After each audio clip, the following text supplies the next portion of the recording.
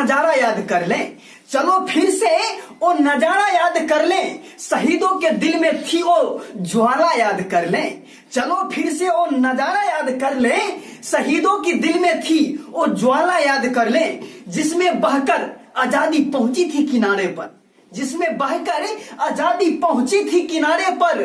वो देशभक्ति की धारा याद कर लें, वो देशभक्ति की धारा याद कर लें।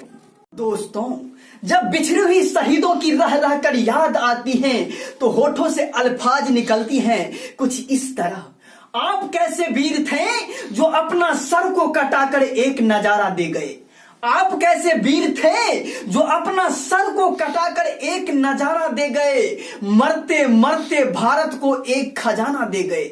आप कैसा वीर थे जो अपना सर को कटाकर एक नजारा दे गए, मरते मरते भारत को एक खजाना दे गए।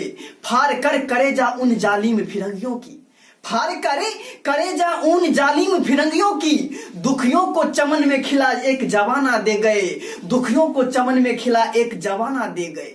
क्या कह जोरू हाथ, क्या कह जोरू हाथ, चतुर्दिक भूमंडल पे आपने अर्तजनों को जीवन दान दिया है।